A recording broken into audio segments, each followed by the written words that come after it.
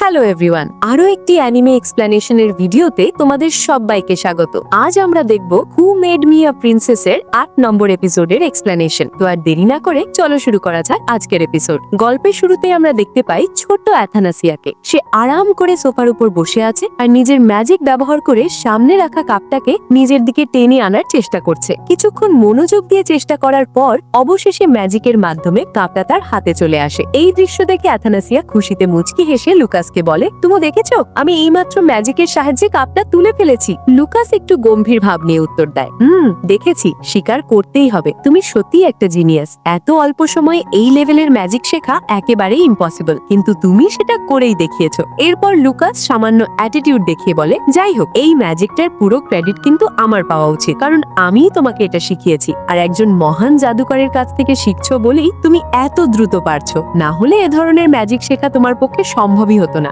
এই কথা শুনে অ্যাথানাসিয়া বেশ বিরক্ত হয়ে যায়। সে রেগে গিয়ে বলে, আমি মানছি তুমি আমাকে শিখিয়েছো, কিন্তু তার মানে এই না যে সব ক্রেডিট তুমি একাই নিয়ে যাবে। আমি দিনরাত পরিশ্রম করেছি বলেই এই ম্যাজিক শিখতে পেরেছি, আর তুমি বলছো সব তোমার জন্য। এরপর অ্যাথানাসিয়া দর্শকদের দিকে তাকিয়ে বলে, যদি তোমার বিশ্বাস না হয় তাহলে দর্শকদের জিজ্ঞেস করো, ওরাই বলে দেবে আমি এই ম্যাজিক শেখার জন্য কতটা কষ্ট আর পরিশ্রম করেছি। তো বন্ধুরা, তোমরা কমেন্টে অবশ্যই জানাবে অ্যাথানাসিয়া কি সত্যি দিনরাত পরিশ্রম করেনি নাকি করেছে। এরপর লুকাস হাল ছেড়ে দিয়ে বলে, আচ্ছা ঠিক আছে, আমি মানছি তোমার পরিশ্রমের কারণেই তুমি ম্যাজিক শিখতে পেরেছো, তবে এখন আমি তোমাকে কিছু অ্যাডভান্স লেভেলের ম্যাজিক শেখাবো। এই কথা শুনে অ্যাথানাসিয়া খুশিতে লাফিয়ে ওঠে আর বলে, তাহলে আমাকে এমন কিছু শেখাও যেটা দিয়ে আমি একজন মানুষকে হাওয়ায় ভাসাতে পারি। লুকাস সাথে সাথে তাকে থামিয়ে দেয়, না, এটা এখনই করা যাবে না, তুমি এখনো সেই লেভেলে পৌঁছোনি। তার আগে চলো আমি তোমাকে দেখাই কিভাবে নন লিভিং জিনিস বাতাসে ভাসাতে হয়। অ্যাথানাসিয়া অবাক হয়ে জিজ্ঞেস করে, কত বড় জিনিস? লুকাস একটা দুষ্টু হাসি দিয়ে বলে, দাঁড়াও, এখনই দেখাচ্ছি। এরপর লুকাস তার শক্তিশালী ম্যাজিক ব্যবহার করে পুরো রুমের ভেতরের সবকিছু, অর্থাৎ চেয়ার, টেবিল, সোফা, এমনকি অ্যাথানাসিয়াকেও হাওয়ায় ভাসিয়ে দেয়। এই দৃশ্য দেখে অ্যাথানাসিয়া ভয়ে চিৎকার করে ওঠে, এই এখনই এটা থামাও, আমাকে তাড়াতাড়ি নিচে নামাও।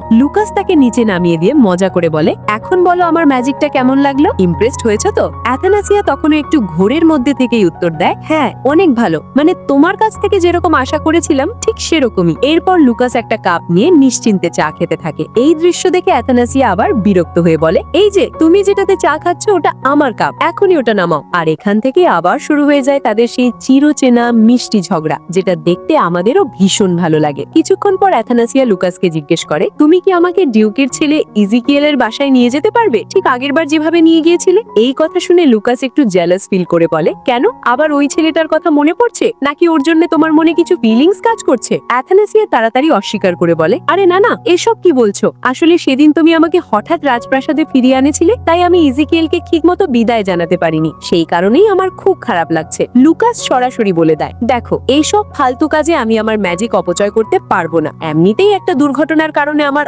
অনেক মানা নষ্ট হয়ে গেছে, এখন যদি তোমাকে সেখানে পাঠাই তাহলে পুরো মানাই শেষ হয়ে যাবে। কিন্তু অ্যাথানাসিয়া হাল ছাড়ে না। সে খুব মিষ্টি গলায় বলে, জানো, তোমার মতো শক্তিশালী জাদুকর আমি আজ পর্যন্ত দেখিনি। তুমি যে কতটা পাওয়ারফুল সেটা হয়তো তুমি নিজেও জানো না। তোমার মতো ম্যাজিক আর কেউই পারে না। এই মাখন মাখা কথায় লুকাস আর নিজেকে সামলাতে পারে না। শেষমেশ সে রাজি হয়ে যায়। এরপর লুকাস তার ম্যাজিক ব্যবহার করে অ্যাথানাসিয়াকে পাঠিয়ে দেয় সোজা ইজিকিয়েলের বাসায়। ঠিক সেই মুহূর্তে ইজিকিয়েল সেখানে এসে পড়ে। সে অবাক হয়ে বলে, ওরি, তুমি ঠিক আছো তো? আর তুমি হঠাৎ করে এখানে এলে কিভাবে? অ্যাথানাসিয়া একটু ঘাবড়ে দিয়ে বলে, আসলে আমি রাস্তা হারিয়ে ফেলেছিলাম আর ভুল করে এখানে চলে এসেছি, তবে মনে হলো তোমার সাথে আরেকবার দেখা করা উচিত। তারপরে কথা বলতে বলতে ইজিকিয়েল লক্ষ্য করে অ্যাথানাসিয়ার চোখ নীল নয় বরং টকটকে লাল। সে চিন্তিত হয়ে জিজ্ঞেস করে, তোমার চোখের রং লাল হয়ে গেল কিভাবে? অ্যাথানাসিয়া মনে মনে ভাবে, আরে ছেলেটা তো খুব তাড়াতাড়ি খেয়াল করে ফেলেছে। এখানেই আমাদের দেখানো হয় একটি ফ্ল্যাশব্যাক, যেখানে অ্যাথানাসিয়া জোর করে লুকাসকে তার চোখের রং বদলাতে বলেছিল, আর লুকাস মজা করেই নিজের চোখের মতো অ্যাথানাসিয়ার চোখ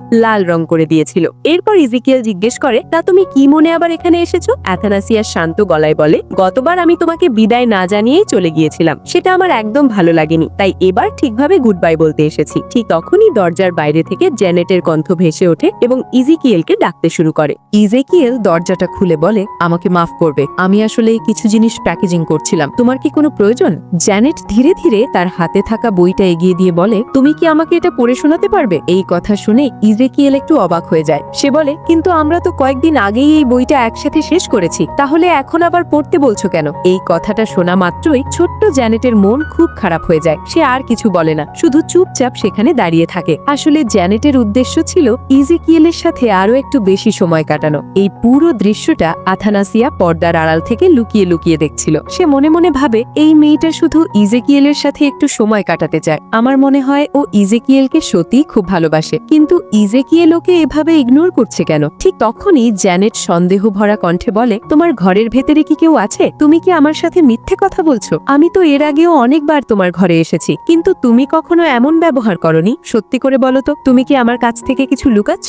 ইজেকিয়েল একটু ক্লান্ত আর উদাস কণ্ঠে উত্তর দেয়, না না, আমার ঘরে কেউ নেই। আসলে কয়েকদিন পর আমাকে বিদেশ চলে যেতে হবে, তাই সেই প্রস্তুতি নিচ্ছিলাম, আর এই কারণেই মনটা একটু খারাপ। তোমাকে চিন্তায় ফেলার জন্য আমি দুঃখিত। এরপর জ্যানেট একটু হাসি এনে বলে, তাহলে চলো আমরা দুজন রোজ গার্ডেনে হাঁটতে যাই। সেখানে অনেক সুন্দর সুন্দর ফুল আছে, ওখানে গেলে তোমার মনটা নিশ্চয়ই ভালো হয়ে যাবে। ইজেকিয়েল তার কথায় রাজি হয়ে যায় আর বলে, আচ্ছা ঠিক আছে, তুমি একটু বাইরে অপেক্ষা করো, আমি শুধু জানালাটা বন্ধ করে আসছি। এই কথা বলেই সে দরজাটা বন্ধ করে দেয়। ভেতরে থাকা আথানাসিয়া মুচকি হেসে বলে, তুমি ওর সাথে বাইরে যাও, ও তোমার জন্য অপেক্ষা করছে, এতে তোমার ভালো লাগবে। ইজেকিয়েল শান্তভাবে বলে, আমি শীঘ্রই ফিরে আসব, তুমি আমার জন্য কিছুক্ষণ এখানেই অপেক্ষা করো। এরপর আমরা দেখি ইজেকিয়েল আর জ্যানেট একসাথে বাগানের ভেতরে হাঁটতে চলে যায়। আথানাসিয়া জানালার পাশে দাঁড়িয়ে তাদের দিকে তাকিয়ে থাকে, তারপর মনে মনে ভাবতে শুরু করে, আমি জ্যানেটকে আগেও আমার স্বপ্নে দেখেছি। ও দেখতে খুব সুন্দর, একদম পরীর মতো। ওর মা ছিল আমার বাবা, অর্থাৎ সম্রাট ক্লাউডের প্রাক্তন ফিয়ন্সে।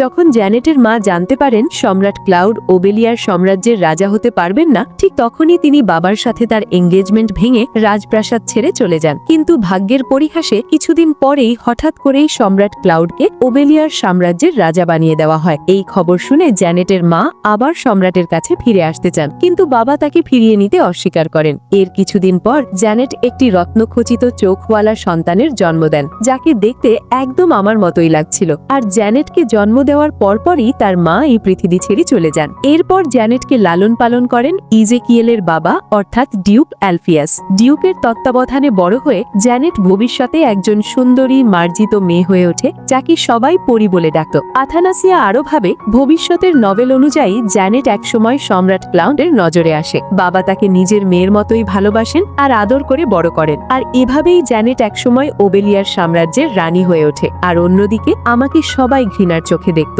এক এক করে সবাই আমাকে একা ফেলে চলে যেত। এই কথাগুলোর সাথে সাথে দৃশ্যটা আবার বর্তমান সময় ফিরে আসে। আথানাসিয়া জানালার পাশে দাঁড়িয়ে মনে মনে বলে, আমার জ্যানেটকে ঘৃণা করা উচিত, কিন্তু কেন যেন আমি তাকে ঘৃণা করতে পারছি না। ঠিক তখনই হঠাৎ সেখানে লুকাস হাজির হয়। সে আথানাসিয়াকে জিজ্ঞেস করে, আমি তোমাকে কন্ট্যাক্ট করার চেষ্টা করছিলাম, কিন্তু তুমি আমার কথার কোনো জবাব দিচ্ছিলে না কেন? আথানাসিয়া বলে, আমি তেমন কিছু শুনতে বা অনুভব করতে পারিনি। আর তুমি এখানে কি করছো? লুকাস তখন বাগানের দিকে তাকিয়ে প্রশ্ন করে, ইজেকিয়েলের সাথে যেই মেয়েটা হাঁটছে ওটা কে? আথানাসিয়া শান্ত গলায় বলে, ওর নাম জ্যানেট, আর ও আমার বোন। এই দৃশ্য থেকেই আমরা বুঝতে পারি, ভবিষ্যতে যত কিছুই হোক না কেন, আথানাসিয়া মনে মনে জ্যানেটকে নিজের বোন হিসেবেই দেখে। লুকাস অবাক হয়ে আবার জিজ্ঞেস করে, ওইখানে কি করছে? আর ও কি একটা কাইমেরা? আথানাসিয়া বিস্মিত হয়ে বলে, এটাই তো জ্যানেটের বাসা। আর কাইমেরা মানে কি? লুকাস তখন ব্যাখ্যা করে বলে, কাইমেরা হলো ব্ল্যাক ম্যাজিকের মাধ্যমে পরিবর্তন করা মানুষ। যেসব বাচ্চাকে ছোটবেলা থেকেই কালো জাদু ব্যবহার করে বদলে দেওয়া হয়, তাদেরই কাইমেরা বলা হয়। এখানে আমরা আরও একটা ভয়ঙ্কর ইঙ্গিত পাই, যদি জ্যানেটের শরীরে কোনো ধরনের ব্ল্যাক ম্যাজিক থেকে থাকে, তাহলে ভবিষ্যতে তার জন্য আথানাসিয়াকেই কেন শাস্তি পেতে হয়? এতেই বোঝা যায় গল্পটা এখান থেকেই আরো বেশি ডার্ক আর ইন্টারেস্টিং হতে যাচ্ছে। এরপর আমরা দেখি লুকাস আর আথানাসিয়া ঘাসের আড়ালে লুকিয়ে ইজেকিয়েল আর জ্যানেটকে ফলো করতে শুরু করে। আথানাসিয়া একটু চিন্তিত হয়ে বলে, লুকাস তুমি কি করতে চাও? এভাবে লুকিয়ে কারোর গোপন বিষয় দেখা কিন্তু একদমই ভালো না। তুমি কি আমাকে এখান থেকে নিয়ে যেতে এসেছো, নাকি শুধু এগুলো দেখতেই এসেছো? লুকাস নিশ্চিন্ত গলায় বলে, চিন্তা করো না, আমি এমন একটা জাদু ব্যবহার করেছি যাতে ওরা দুজন আমাদের দেখতে পাবে না। এরপর লুকাস হঠাৎ থমকে যায়। সে তার ম্যাজিক দিয়ে এমন এক অশুভ শক্তি অনুভব করে যেটা কালো জাদুর সাথে একেবারেই মিলে যায়।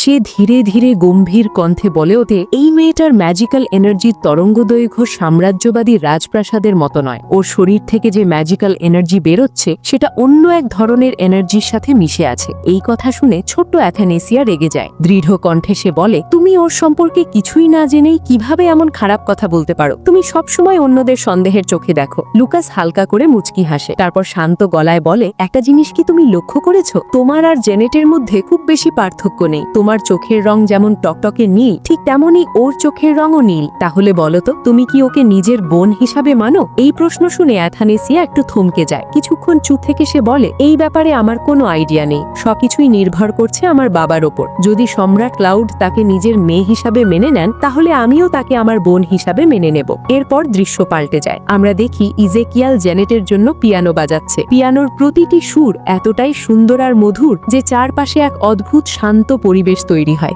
এক মুহূর্তের জন্য যেন পুরো পৃথিবী নিস্তব্ধ হয়ে যায়। জেনেট মুগ্ধ হয়ে এক দৃষ্টিতে সেই সুর শুনতে থাকে, কিন্তু সুর যত এগোয় তার চোখ দিয়ে তত অঝরে পানি পড়তে থাকে। এই দৃশ্য দেখে দূর থেকে অ্যাথানেসিয়া বলে ওঠে, ও কাঁদছে কেন? ও কি সত্যি ইজেকিয়ালকে অনেক ভালোবাসে? আমার মনে হচ্ছে ইজেকিয়াল কয়েকদিন পর বিদেশে চলে যাবে বলেই ও এত কষ্ট পাচ্ছে। পিয়ানো বাজানো থামিয়ে ইজেকিয়াল জেনেটকে জিজ্ঞেস করে, তোমার কি হয়েছে? তুমি কাঁদছো কেন? জেনেট চোখের পানি মুছতে মুছতে কাঁপা গলায় বলে, আমি চাই তুমি এখানেই থাকো। আমি চাই না তুমি আমার কাছ থেকে দূরে চলে যাও। ইজেকিয়াল শান্ত স্বরে জবাব দেয়, আমি চাইলেও এটা করতে পারবো না, কারণ এটা আমার বাবার আদেশ। জেনেট কাঁদতে কাঁদতে বলে, দরকার হলে আমি নিজেই ডিউকের সাথে কথা বলবো, তবুও তুমি আমাকে ছেড়ে চলে যেও না, কারণ আমি তোমাকে অনেক ভালোবাসি। এই কষ্ট ভরা কিন্তু সুন্দর মুহূর্তের মধ্য দিয়েই শেষ হয়ে যায় 8 নম্বর এপিসোড। ভিডিওটি তোমাদের কেমন লেগেছে সেটা অবশ্যই কমেন্টে জানাবে। আর এই ভিডিওতে যদি তোমরা প্রচুর সাপোর্ট দেখাও, তাহলে আমি আরো মোটিভেট হয়ে পরবর্তী এপিসোডগুলো খুব দ্রুত নিয়ে আসতে পারবো।